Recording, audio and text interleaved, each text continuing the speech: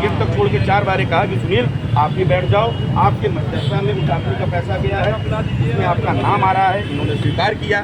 मैंने दूसरी तरफ से राकेश पांडे को मैंने उनको भी कहा कि ये बात आप भी बैठ जाएं, अगर कोई सुलह समझौता हो जाए, कोई बात हो जाए, अगर किसी के साथ न्याय बैठ के बातचीत करने से हो जाए तो आप उसको हल कर लें, नहीं तो जो वैधानिक मतलब होता है रास्ता उससे पुलिस आगे बढ़े। इतना समझा बुझा के गेट पे निकलते समय, चूंकि हम लोग आम जनता की नौकरी करते हैं, गेट पे निकलते समय आप पूछ लीजिए, मैंने बोला कि आप लोग आए हुए हैं, हमको थोड़ा जल्दीबाजी में जाना पड़ रहा है, नहीं तो मैं आप लोग के साथ बैठता। इनसे मेरे द्वारा पूछा गया, आप इनसे पूछें, मैंने इनसे पूछा क्या आपको धक्का दिया गया, क्या आपको टच किया गया, क्या आपको अपशब्द कहा गया, क्या आपको मतलब तुम का प्रयोग किया गया, क्या आपके साथ गाली गलौज किया गया। सारी बातों को इन्होंने वहाँ 10 लोगों के सामने नकारा। मैंने इनसे यहाँ तक पूछा कि आपको अगर कुछ लिख के देना हो तो आप उसको दीजिए।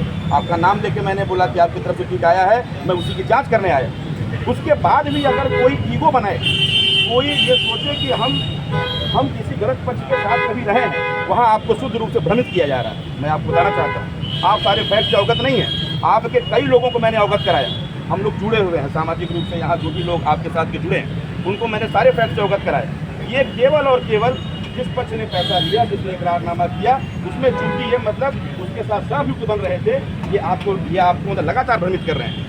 मैंने इस बात की पूरी जानकारी आपके जिलाध्यक्ष को दी, यहाँ पे मतलब खुजवा के रहने वाले अविनाश मिश्रा जी को दी, कई बार दी, और कई बार उचित माध्यम से आप तक अपनी पूरी बात हमने पहुँचाई। लेकिन ये बात गलत है। अगर मैंने आप इनसे पूछ सुनी से कि अगर किसी ने तुम भी बोला हो और ये हमको स्वीकार किए हो, वहाँ पे 10 आदमी और थे, 12 आदमी और थे ना, मैं जो बात कह रहा हूँ, और मैं आपको बता दूं कि ये मतलब पूर्णतः सच्चाई है। क्या इन्होंने उस व्यवसायिक लेन देन की बात आपको बताई? क्या उसकी जांच आपने कराई कि व्यवसायिक लेन देन इकरारनामा में गवाह है? उस व्यक्ति का क्या दोष है जिसका पूरा पैसा चला गया, जो कि पिछले 6 साल से पैसा देके बैठा है, एग्रीमेंट करके बैठा है, उसका क्या दोष है? ये तो उसका क्या दोष है? आप उस इकरारनामा को कराए हैं। आपने क्यों कराया इकरारनामा? आपने उसका दुकान क्यों लिखवाया?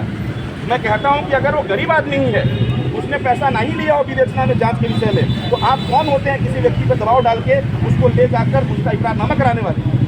मैंने उस व्यक्ति की भी बात सुनी, उसकी मतलब गरीबी को भी समझा, उसकी मजबूरी को भी समझा, लेकिन विधिक रूप से गलत है। मैं इस बात को आपको डंके रिपोर्ट पर कहूँ, लेकिन क्योंकि आपका मुद्दा उस दिन थाने के मजदूर व्यवहार का था, उसकी हमने पूरी जांच कराई। ये चाहे भले जो कहें, मैं आपको बता दूं, दूसरे पक्ष की वहाँ महिलाएं थी, बच्चे थे, सबको वहाँ सही तरीके से पूछ के बैठा के 1 घंटे हमने सुना। आप इनसे पूछ ले, अगर अपने मध्य हृदय पे हाथ रख के ये कह दें कि वहाँ इन्होंने कहा हो कि मतलब एक शब्द भी इनको वहाँ में गलत कहा। मैं जो बात कहता हूँ ईमानदारी से, नहीं सर आप मेरी बात समझे, ये माफ़ी मांगने का कोई नहीं, लेकिन जो फैक्ट है वो फैक्ट मैंने आपके सामने, जो फैक्ट बात हम आपको बता रहे हैं, जो हमारी सही बात हम बताएंगे आपको।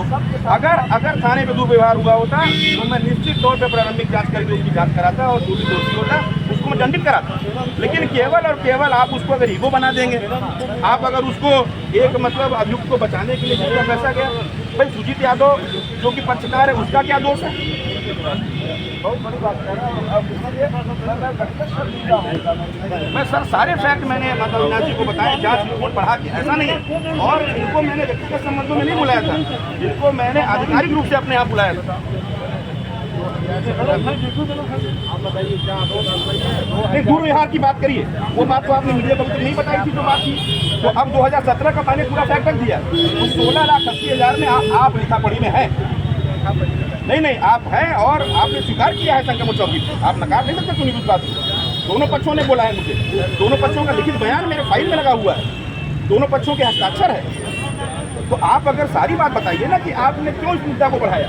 आपके मुद्दा के बढ़ाने का कारण यही था कि पुलिस पर दबाव पड़े और FIR लिखा बाहर।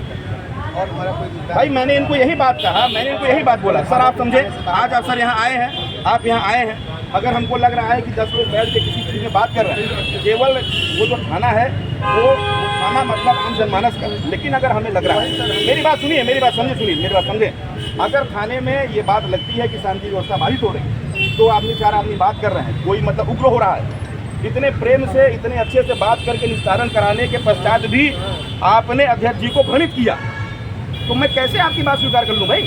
आप पूछ लीजिए वहाँ जो लोग थे, राकेश पांडे से लेकर 4 आदमी आपके तरफ से भी थे, आप उनके घर चले जाएं, आप उनसे बात कर ले वहाँ, मतलब किस तरह से आदर से मैंने बात किया।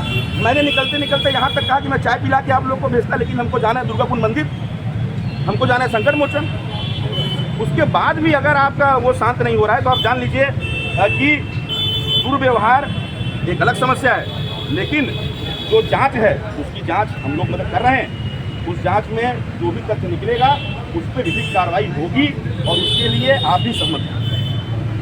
जो फैक्ट निकले मैं बताऊँ,